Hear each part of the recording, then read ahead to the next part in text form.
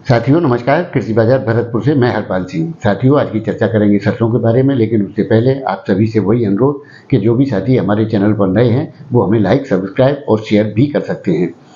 साथियों कल सरसों की आवकों में थोड़ी सी इजाफा देखने को मिला था, यानी कि सरसों की जो आवकें थी वो 5.25 लाख बैग्स के आसपास देखी गई, जो आमतौर पर 4.25 लाख बैग्स की स्थिति पर चल रही थी।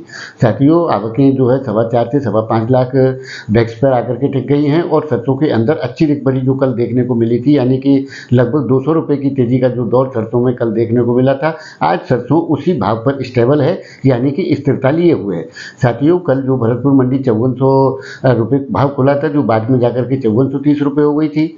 बाद में आकर के जो बयाना मंडी है वो 5433 रुपये और इंडोन मंडी 5466 रुपये के भाव बोले गए थे।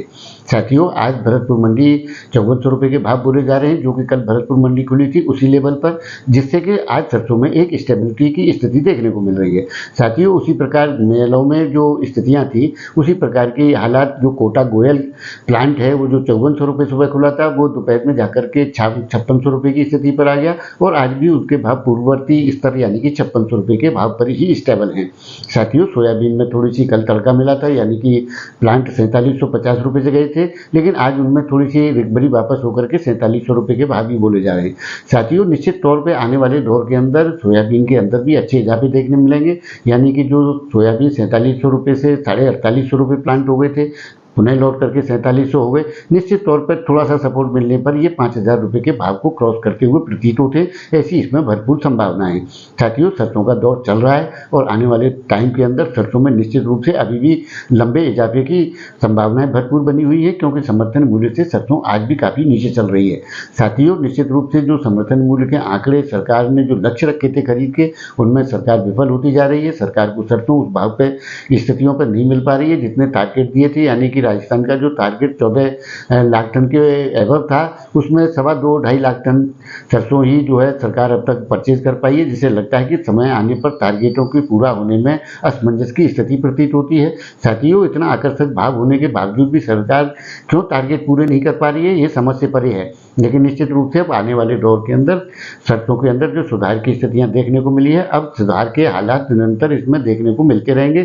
साथियों माना कि कोई 10-20-25 रुपये का कभी करेक्शन आएगा तो निश्चित रूप से 50 रुपये और 100 रुपये के इजाफे अब सरसों के अंदर देखने को मिलेंगे, क्योंकि काफ़ी समय के बाद में सरसों ने जो जंप लिया है, यानी कि जो उछाल देखने को मिला है, ऐसी संभावनाएं बहुत पहले से थी, क्योंकि साथियों बहुत समय से सरसों एक दबे हुए हालात में चल रही थी, यानी कि सरसों के अंदर काफ़ी दबाव की स्थितियाँ थी। लोग बाग काफ़ी मंदे के हालातों में इसके मूल्यांकन कर रहे थे, लेकिन वो सभी असफल होते हुए सरसों ने एक अच्छे उछाल के साथ अपनी रिकवरी को तय किया और आने वाले दौर के अंदर निश्चित रूप से सरसों आगामी समय के लिए एक अच्छा विकल्प हो सकती है। और आगामी दौर की, जैसा कि अभी मेरे साथी चर्चा करने लगे हैं कि ऊपर का भाव, साथियों अभी सरसों में एक उठापटक यानी उछल कूद की स्थितियां शुरू हुई हैं। आने वाले दौर के अंदर देखेंगे कि किस प्रकार के सुधार और ऊपर की स्थितियां देखने को मिलती हैं। साथियों निश्चित रूप से अब इसमें गिरावट या वैसी कोई संभावना नहीं है, जो भी होगी सुधार की स्थितियां होगी और आगे आने वाले दौर के अंदर अच्छे उछाल और अच्छी संभावनाएं प्रतीत होती हैं, ऐसी मेरी इसमें व्यक्तिगत मान्यता है।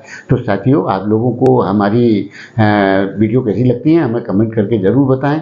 तब तक के लिए कृषि बाजार की ओर से आप सभी का बहुत बहुत आभार, धन्यवाद।